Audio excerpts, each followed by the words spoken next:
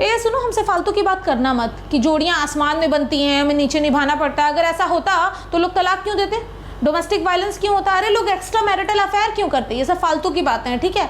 बेकार पार्टनर से शादी हो जाती है इसलिए शादियां चलती नहीं है, ये सारी चीज़ें होती हैं।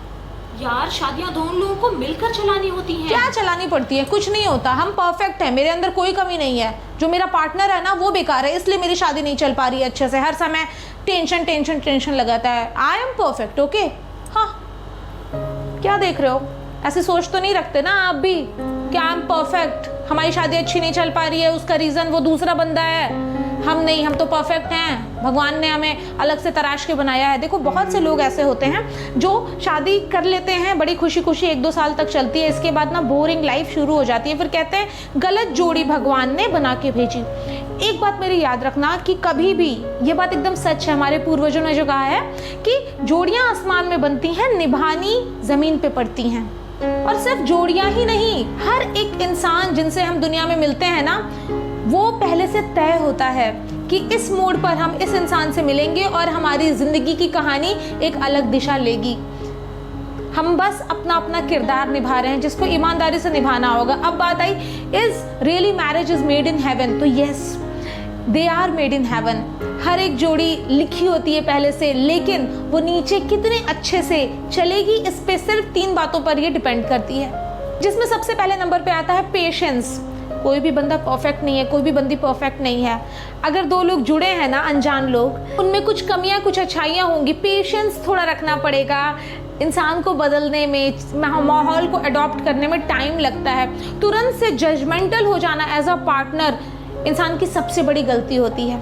सेकंड, पार्टनर्स में अंडरस्टैंडिंग बहुत ज़रूरी होती है। एक दूसरे को हम समझ ही नहीं पा रहे हैं, हम अपने आप को ही लेकर चल रहे हैं, दूसरा क्या फील करता है इससे हमें कोई मतलब नहीं है, बस हम ही हमें, बाकी पानी कम है। ऐसी अंडरस्टैंडिंग आजकल लड़कों की भी है, लड़कियों की भी। ये देखिए जरा आप,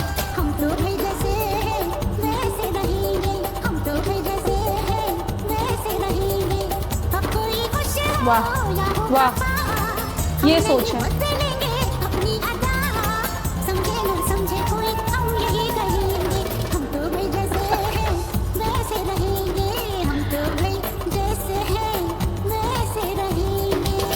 ये देख लीजिए, ये सोच देख लीजिए आप, हम तो भाई जैसे हैं वैसे रहेंगे। भैया ऐसा नहीं है, जो मुड़ता नहीं है ना वो टूट जाता है। हर किसी को अगर रिश्तों को बचाए रखना है, हर रिलेशनशिप में, हस्बैंड वाइफ में नहीं, हर रिलेशनशिप में अगर रिश्तों को बचाए रखना है ना, तो कुछ चीज़ों में फ्लेक्सिबिलिटी बहुत ज़रूरी है। यहाँ पर इस चीज़ को जो इंसान समझ लिया ना, उसके रिश्ते बहुत अच्छे चलेंगे, वरना फिर उदासीन ज़िंदगी जीने के लिए तो वो तो पहले से ही जी रहे हैं, उसमें कौन सी बात है। तीसरी और सबसे लास्ट और ज़रूरी बात कि अपने ईगो को ना साइड में रखना होगा, आत्मसम्मान को नहीं, सेल्फ रिस्पेक्ट को नहीं। ईगो और सेल्फ रिस्पेक्ट में एक बड़ा फ़र्क है, समझो उसको। ईगो को साइड में रखो, अगर गलती कुछ हो गई है माफ़ी मांग लो, अगले को माफ़ कर देने का रखो, अगर प्यार ज़्यादा है तो तुम ही पहल कर दो।